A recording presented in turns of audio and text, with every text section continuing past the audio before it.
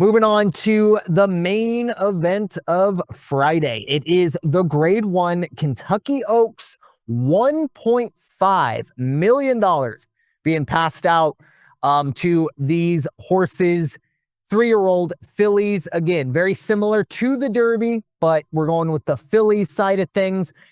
We can only run, you can't win this race more than once in your career. You only get one shot in your 3-year-old life. Raider Jim, your thoughts on the Grade 1 Kentucky Oaks? Yeah, again, it is Derby week back at Churchill Downs. We have the running for the roses on Saturday, the Kentucky Derby. And then on Friday, though, let's make room for the ladies and let's give them their respect. The inaugural running was in 1875 when Churchill Downs was known as the Louisville Jockey Club. The Kentucky Oaks, the Black-Eyed Susan Stakes, and the Acorn Stakes are also known as the Filly Triple Crown. So as they progress from the Derby to go to the next two jewels of the crown, so go the fillies, and they will be running as well. And short on talent? I don't think so. Just since Brandon and I have been doing the podcast and talking about horses, we've seen Monomoy Girl win the Oaks. We've seen She Dares the Devil win the Oaks. We've seen Malathot win the Oaks. And of course, last year we saw Torpedo Anna win the Oaks. So no short on talent. This isn't a second-rate race. This is just as good, if not better than the Derby on some years, depending on who you're looking for. The favorite this year is number 11, Good Cheer. 6-5 morning line, Brad Cox and Luis Saez. No value there. However, Good Cheer, again, has had a long layoff. A little longer than I like to see for some of these races, although could be nice and rested, ready to go. I really like, and here's the value at 6-1, the number 7 horse, Cara. A little inconsistent for some people's taste, even for mine, but last time out, won the Grade 1 Ashland Stakes and ran it with blazing speed. So I like the chances for Cara to pull an upset on this one. And less looked at because of the West Coast.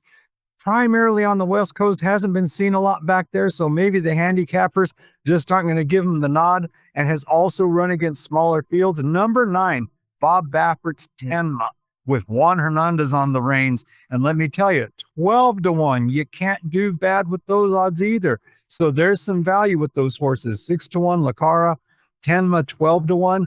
You have Quiet Side at 8-1. John A. Ortiz, trained Jose Ortiz, is going to be riding it. A winner circle in the Grade 3 Honeybee Stakes, Grade 2 Fantasy Stakes. Not a bad horse to look at either. And then there's also, on the outset, if you're looking for another one to fill in underneath, Simply Joking is worth a look. Simply Joking has some speed to it and can definitely compete. Got bested by Quiet Side, I believe, if I've got that correct, the last time they were out together on the track. But Good Cheer is the favorite, but not my favorite. My favorite is number 7, Cara. And then after that, we're going to combine with Good Cheer, Tenma, and probably Quiet Side. Yeah, obviously, as we kind of, as you alluded to, Good Cheer, it's hard to get away from that at 6-5 morning line. I was a bit surprised by that. I expected Good Cheer to probably be up there towards the favorite. 6-5, a very short number. But that just means, as you kind of mentioned, there's a lot of value out there.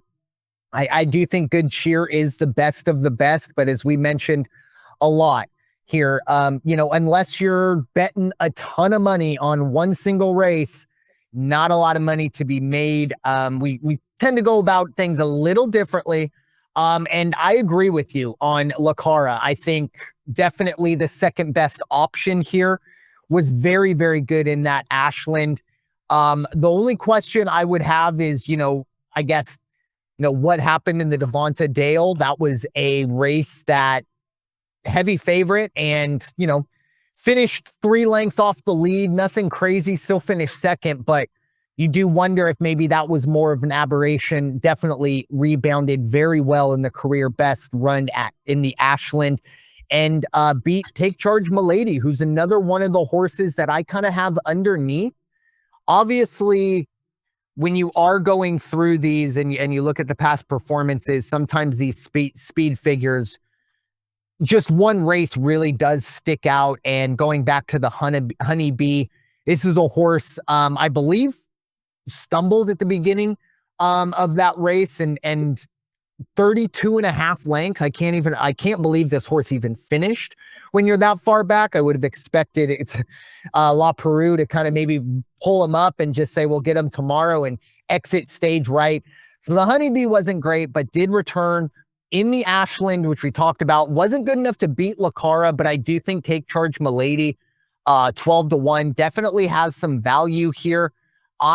Here come the people saying we're copying homework again, because I am very, very big on Simply Joking. I think Simply Joking has a very good shot to win the whole thing. I think maybe if, Cara and Good Cheer maybe don't run the race that they are capable of, Simply Joking is that one. And I think the big reason why is the early speed in this race. I think the only there are only 3 horses that really want to be on the lead.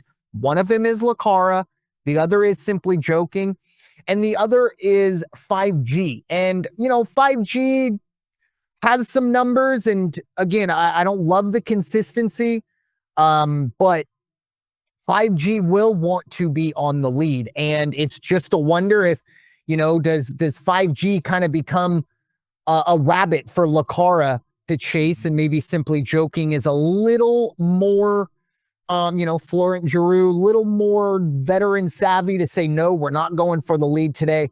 But I do like Simply Joking just because there's not a lot of early speed here, and Simply Joking wants to be on the lead. Probably only going to have to outrun Cara to at least come into second, because again, I do think 5G will get there on that lead, but won't be able to hold it. So that's just my thought process with Simply Joking, but it is very difficult to get around Good Cheer. And then there was one other horse that I did want to talk about. I already talked about it. Yeah, I didn't spend a whole lot of time talking about Good Cheer. That's what kind of messed me up there. But this Kentucky Oaks, probably not the most value that you'll see if Good Cheer does come in. But as we've seen multiple times, it's very, very rare we see a favorite in the Oaks win. And as you kind of alluded to, I've always been more intrigued with the Oaks.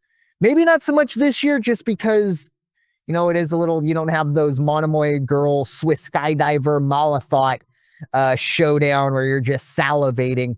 It's more just a question of who can beat Good Cheer. I think there are some horses that are going to be able to do just that. So